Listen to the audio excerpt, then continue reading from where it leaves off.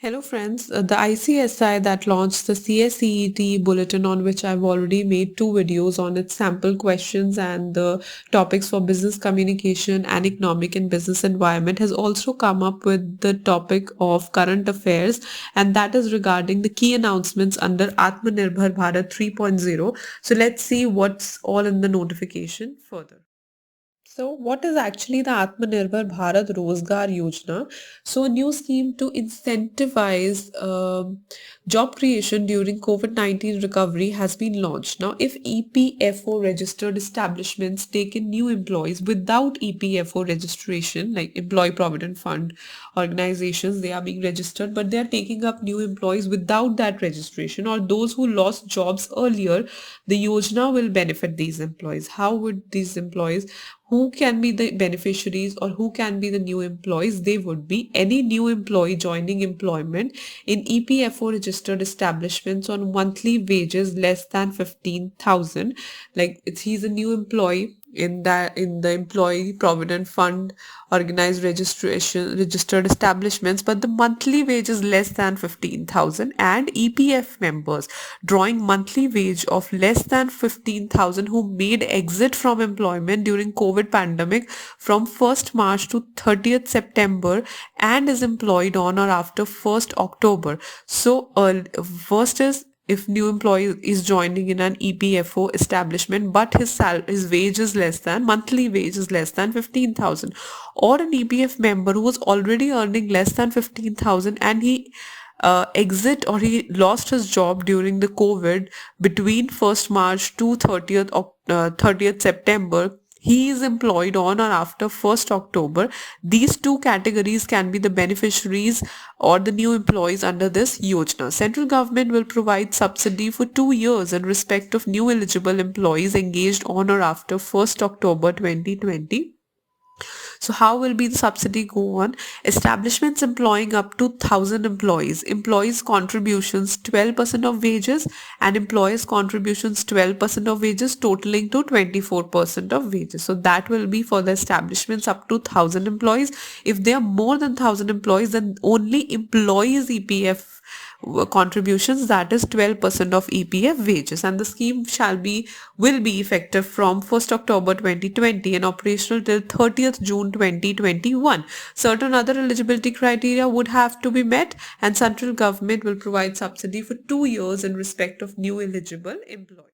The next announcement tells us Emergency Credit Line Guarantee Scheme. This scheme for MSMEs, for businesses, mudra borrowers and individuals like who had taken loans for business purposes, it is extended till 31st March 2021. A credit guarantee support scheme ECLGS 2.0 is being launched for healthcare sector and 26 stressed sectors with credit outstanding of above 50 crores and up to 500 crores as on 29th February 2020, stressed due to COVID-19.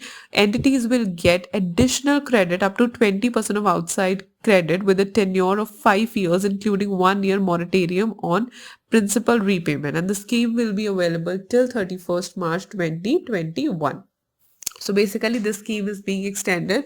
ECLGS, we call it ECLGS 2.0, that is being launched for healthcare sectors and as well as 26 stress sectors. They will get an additional credit up to 20% of outstanding credit with a tenure of 5 years, including 1 year moratorium on principal repayment.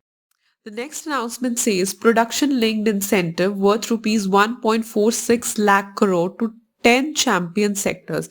Now 10 champion sectors will be covered under the production linked incentives scheme to help boost the competitiveness of domestic manufacturing, as we are talking about Aatma Nirbhar Bharat. So it talks about the domestic manufacturing only. So to boost the competitiveness, there will be a production linked incentive. This will give a big boost to economy, investment, exports and job creation.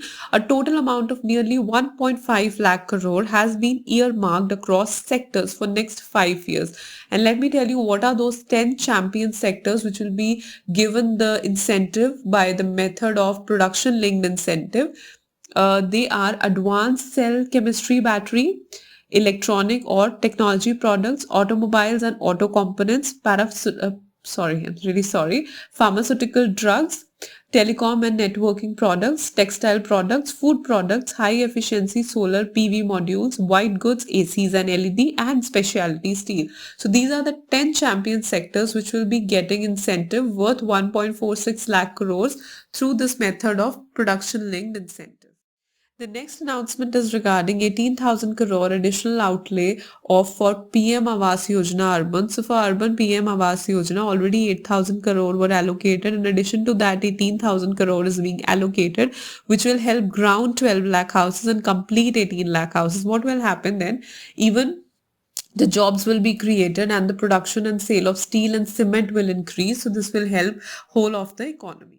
The next announcement is regarding the support for construction and infrastructure, relaxation of earnest deposit money and performance security on government tenders. So to provide ease of doing business and relief to contractors whose money otherwise remains locked up, performance security on contracts, it has been reduced. Earlier it was 5 to 10% and luckily now it has been reduced to 3%. So this is just to provide the ease of doing business and the relief to contractors. We call it the earnest deposit money and performance security on government tenders that is reduced. So it will help to extend the ongoing contracts, and public sector enterprises EMD for tenders will be replaced by bid security declaration. The relaxations are till December 31st, 2021.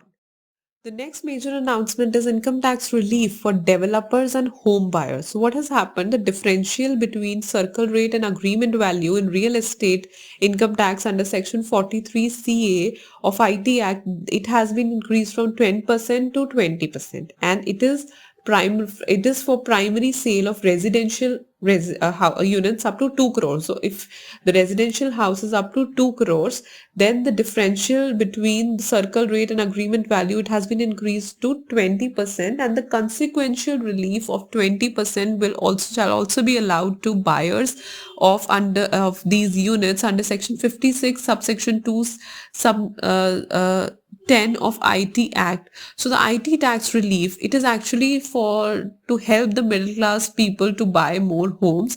So this is just an income tax relief for developers and home buyers. The next announcement is platform for infra debt financing. So government will make 6,000 crore equity investment in debt platform of National Investment and Infrastructure Fund NIIF, which will help to provide the debt of rupees 1.1 lakh crore for infrastructure projects by 2025. Then the next announcement is support for agriculture, 65,000 crore for subsidized fertilizer. So as fertilizer consumption is going up significantly, 65,000 crore is being provided to ensure increased supply of fertilizers to farmers to enable timely availability of fertilizers in the upcoming crop season. The next announcement is regarding boost for rural employment. Additional outlay of rupees 10,000 crore is being provided for PM Garib Kalyan Rozgar Yojana to provide rural employment. This will help accelerate rural economy. Then there is a boost for project exports. So the boost is being provided to Exim Bank, that is Export Import Bank, for promoting project exports under Indian Development and Economic Assistance Scheme. This will help Exim Bank facilitate lines of credit development assistance activities and promote exports from India. The next announcement is regarding capital and industrial stimulus. So rupees 10,200 crore additional budget stimulus is being provided for capital and industrial expenditure on domestic defense equipment, industrial infrastructure and green energy. So this is basically the budget given for our domestic defense equipments, industrial infrastructure and green energy. Then, because of COVID, we have all landed in lots of problems. So R&D's grant is being given for the vaccine. Government has announced 900 crore rupees to Department of Biotechnology for research and development of Indian COVID vaccine. Thank you so much for watching my video. Hope you found the video informative. So these were the topic of current affairs that came in your e-newsletter CSEET November 2020. Subscribe to my channel if you have not done it yet and hit the bell icon for all the updates.